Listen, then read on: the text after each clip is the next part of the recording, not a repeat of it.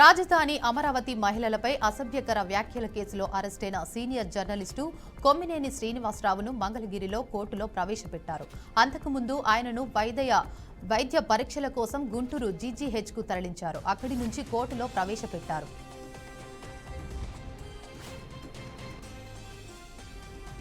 తెలంగాణ హైకోర్టులో మాజీ మంత్రి సిద్దిపేట ఎమ్మెల్యే హరీష్ రావుకు ఊరట లభించింది. 2023లో జరిగిన అసెంబ్లీ ఎన్నికల్లో ఆయన గెలుపు చెల్లదంటూ బీఎస్సీ అభ్యర్థిగా పోటీలో ఉన్న ప్రస్తుత కాంగ్రెస్ నేత చక్రధర్ గౌడ్ పిటిషన్ దాఖలు చేశారు. హరీష్ రావు తన ఎన్నికల అఫిడవిట్లో తప్పుడు సమాచారం అందించాడని, అతని ఎన్నికపై అనర్హత వేటు వేయాలని కోర్టును కోరారు. ఆ పిటిషన్పై ఈ రోజు విచారించిన హైకోర్టు సరైన ఆధారాలు లేకపోవడంతో హరీష్ రావు ఎన్నిక చెల్లదంటూ వేసిన పిటిషన్ను కోర్టు కొట్టివేసింది. కూటమి పాలనలో మహిళలకు రక్షణ కరువైందని మాజీ హోంమంత్రి తానేటి వనిత అన్నారు. రాష్ట్రంలో శాంతి భద్రతతో పాటు మహిళలకు రక్షణ కల్పించాలని ఆమె డిమాండ్ చేశారు. వరుసగా మహిళలపై అఘాయిత్యాలు జరుగుతున్నా పోలీసులు పట్టించుకోవడం లేదని మండిపడ్డారు. అనంతపురం జిల్లాలో ఇంటర్ చదివే బాలిక కనిపించకుండా పోవడంతో తల్లిదండ్రులు పోలీసులకు ఫిర్యాదు చేసినా పట్టించుకోలేదని, దీనిపై పూర్తి బాధ్యత హోంమంత్రి వంగలపూడి అనిత తీసుకోవాలని ఆమె అన్నారు. చిత్తూరు జిల్లా పులిచెర్ల మండలం కల్లూరు పరిసరాల్లో అడవి ఏనుగుల గుంపు 3 రోజులుగా తిరుగుతూ స్థానికులను భయభ్రాంతులకు గురిచేస్తోంది. మామిడి తోటలపై దాడులు చేస్తున్నాయి. పంటలకు తీవ్ర నష్టం కలిగిస్తున్న గజరాజులు ఈ రోజు వేకువజామున కల్లూరు వద్ద రహదారిపై వస్తున్న బస్సును అడ్డుకున్నారు.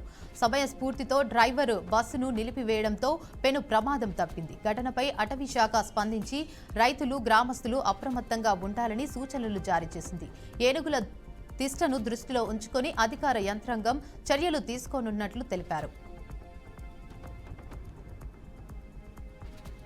తెలంగాణలో కొత్తగా ప్రమాణ స్వీకారం చేసిన మంత్రులకు శాఖలకు కేటాయించడంతో తలబడుతున్న తెలంగాణ ప్రభుత్వం త్వరలో స్పష్టత ఇచ్చే అవకాశాలు కనిపిస్తున్నాయి. ఈ నేపథ్యంలో ముఖ్యమంత్రి రేవంత్ రెడ్డి ఢిల్లీలో పర్యటిస్తున్నారు. ఆయన అక్కడ కాంగ్రెస్ హైకమాండ్ నేతలనైన కేసీ వేణుగోపాల్, మల్లికార్జున ఖర్గేలను కలిసి మంత్రుల శాఖల కేటాయింపుపై చర్చించనున్నట్లు తెలుస్తోంది. సాధారణంగా మంత్రుల ప్రమాణ స్వీకారం అనంతరం కొన్ని గంటల వ్యవధిలోనే శాఖల కేటాయింపు గవర్నర్ గెజిట్ ద్వారా ప్రకటిస్తారు. కానీ ఈసారి ఆ ప్రక్రియలో ఆలస్యం జరుగుతుంది. దేశ రాజధాని ఢిల్లీలో భారీ అగ్ని ప్రమాదం జరిగింది. ద్వారకా ప్రాంతంలోని అపార్ట్మెంట్లో మంటలు చెలరేగాయి. భయాందోళన చెందిన స్థానికులు అధికారులకు సమాచారం ఇవ్వడంతో 8 ఫైర్ ఇంజిన్లతో మంటలను అదుపు చేస్తున్నారు. మంటల్లో 3 చిక్కుకున్నట్లు సమాచారం. కేసు నమోదు చేసుకున్న పోలీసులు దర్యాప్తు ప్రారంభించారు. కాగా వరుస అగ్ని ప్రమాదాలు ఢిల్లీ ప్రజలను కలవరపెడుతున్నాయి. ఇటీవలే ఎలక్ట్రిక్ ఆటో ఛార్జింగ్ కేంద్రంలో అగ్ని ప్రమాదం సంభవించి 2 యువకులు సజీవ దహనమయ్యారు. ఈ ఘటన మరవక ముందే మరో అగ్ని ప్రమాదం చోటు చేసుకోవడం హాట్ టాపిక్ గా మారింది. మహిళలపై జరుగుతున్న అరాచకాలపై వైసీపీ మరో కీలక నిర్ణయం తీసుకుంది. ఏపీలో మహిళలపై జరుగుతున్న అఘాయిత్యాలకు వ్యతిరేకంగా గలం విప్పేందుకు సిద్ధమైంది. అందులో భాగంగా ఇవాళ రాష్ట్ర వ్యాప్త నిరసనలకు వైసీపీ మహిళా విభాగం పిలుపునిచ్చింది. ఏపీలో కూటమి ప్రభుత్వం అధికారంలోకి వచ్చినప్పటి నుంచి మహిళలు, విద్యార్థినులు, చిన్నారులపై అఘాయిత్యాలు ఆగడం లేదని ఆరోపణలు చేసింది. నేడు రాష్ట్ర వ్యాప్తంగా ఎక్కడికక్కడ నిరసనలు, ధర్నాలు చేసి జిల్లా కేంద్రాల్లో అంబేద్కర్ విగ్రహాలకు వినతి పత్రాలు ఇచ్చి ఆందోళన తెలియజేయాలని నిర్ణయించింది. ఈ మేరకు ఈ కార్యక్రమంలో మహిళలంతా పాల్గొనాలని పిలుపునిచ్చింది. వికారాబాద్ జిల్లా తాండూరులోని హైదరాబాద్ ప్రధాన నడి రోడ్డుపై గోమాత తల కనిపించడం కలకలం రేపింది. కంచాపూర్ గేట్ సమీపంలోని వెంకటేశ్వర స్వామి ఆలయం వద్ద అర్ధరాత్రి 11 గంటల సమయంలో గోమాత తల కనిపించింది.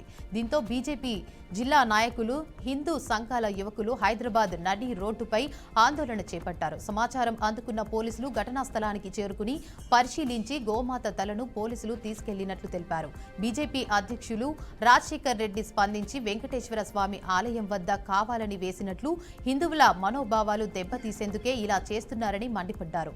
పోలీసులు చర్యలు తీసుకుని గోమాత తలను నరికి తెచ్చి పడేసిన వారిపై కఠిన చర్యలు తీసుకోవాలని డిమాండ్ చేశారు. మరో వివాదంలో ఎమ్మెల్యే మందుల సామెలు చిక్కుకున్నారు. లిక్కర్ సిండికేట్ నిర్వాహకుల నుంచి ఎమ్మెల్యే మందుల సామెల్ మామూళ్లు వసూలు చేస్తున్నారంటూ ఓ వీడియో వైరల్ అవుతుంది. వైన్స్ యాజమానులతో ఎమ్మెల్యే డబ్బులు డిమాండ్ చేస్తున్న వీడియో సోషల్ మీడియాలో హల్చల్గా చేస్తోంది. ఎన్నికల్లో కోట్లు ఖర్చు పెట్టి గెలిచాను, ఖర్చు చేసిన డబ్బు వసూలు చేయాలంటూ చేసిన వ్యాఖ్యలు ఇప్పుడు హాట్ టాపిక్ గా మారాయి. ఎమ్మెల్యే శామ్యుల్తో బేరసారాలాడుతూ లిక్కర్ మాఫియా స్టింగ్ ఆపరేషన్ చేసినట్లు సమాచారం. నిర్మల్ జిల్లా కేంద్రంలోని పాత తహసీల్దార్ కార్యాలయం ఎదుట ఈదుర గాలులు సంభవించాయి. ఈ ఘటనలో గాలుల కారణంగా భారీ వృక్షం నెలకొరిగింది.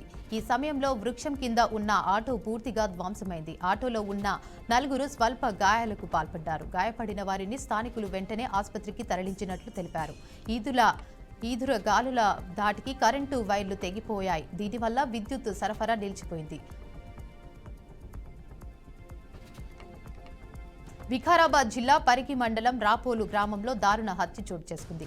నర్సమ్మ అనే మహిళ, ఆమె కొడుకు రాజేందర్ పై అర్ధరాత్రి గుర్తు తెలియని వ్యక్తులు దాడి చేశారు. ఈ దాడిలో మహిళ అక్కడికక్కడే మృతి చెందగా రాజేందర్ కు తీవ్ర గాయాలయ్యాయి. పరిస్థితి విషమంగా ఉండడంతో స్థానికులు క్షతగాత్రుల్ని ఆసుపత్రికి తరలించారు. సమాచారం అందుకున్న పోలీసులు ఘటనా స్థలానికి చేరుకుని కేసు నమోదు చేసి దర్యాప్తు చేపట్టారు.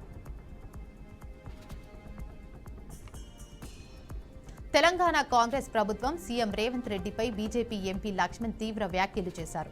నాంపల్లి బీజేపీ కార్యాలయంలో మీడియా సమావేశం నిర్వహించిన లక్ష్మణ్ కాంగ్రెస్ ఏడాదిన్నర పాలనలో అవినీతి తప్ప ఏమీ లేదని, సర్కార్ పూర్తిగా విఫలం అయిందని మండిపడ్డారు. చిత్తశుద్ధి ఉంటే పారదర్శకంగా కాళేశ్వరం విచారణ జరిపించాలని డిమాండ్ చేశారు. తెలంగాణ సంపదను రేవంత్ రెడ్డి ఢిల్లీకి మోస్తున్నారని ఆరోపించారు. రాష్ట్రంలో పాలన గాలికి వదిలి తన సీఎం కుర్చీ కాపాడుకోవడం కోసం నిత్యం ఢిల్లీ నాయకుల చుట్టూ చక్కర్లు కొడుతున్నారని ఆగ్రహం వ్యక్తం చేశారు.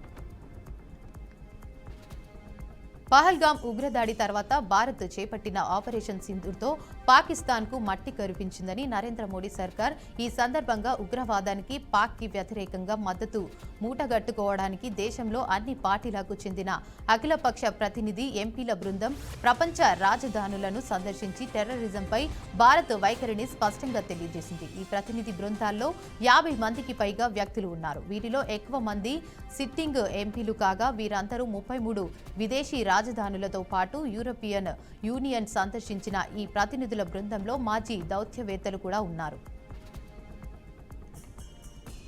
ప్రముఖ శక్తిపీఠం విజయవాడ ఇంద్రకీలాద్రిపై వెలసిన కనకదుర్గ అమ్మవారి ఆలయంలో అంతర్గత బదిలీలు చేపట్టారు.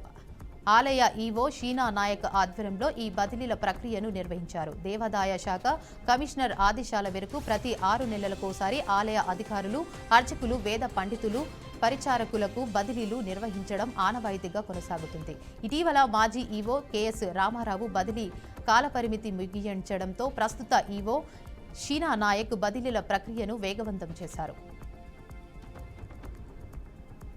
తమిళనాడు రాష్ట్రంలోని తిరువన్నామలైలోని అన్నమలై ఆలయ ప్రాంగణంలో ఒక వ్యక్తి మాంసాహారం తింటున్నట్లు కనిపించడంతో అక్కడ తీవ్ర ఉద్రిక్తత చెలరేగింది. ఆలయంలోని 4వ ప్రహార ప్రాంతంలో ఈ సంఘటన చోటు చేసుకుంది. ఆ వ్యక్తి నాన్ వెజ్ తింటున్నట్లు భక్తులు గమనించిన వెంటనే ఆలయ అధికారులకు సమాచారం అందించారు. దీంతో ఆలయ అధికారులు అతడి దగ్గరికి వచ్చి ఏం తింటున్నాడని ప్రశ్నించగా సదరు వ్యక్తి తాను కుస్కా ఆర్డర్ చేసుకున్నాను, కానీ పొరపాటున దాంతో పాటు చికెన్ ముక్కను ప్యాక్ చేశారని తెలిపాడు.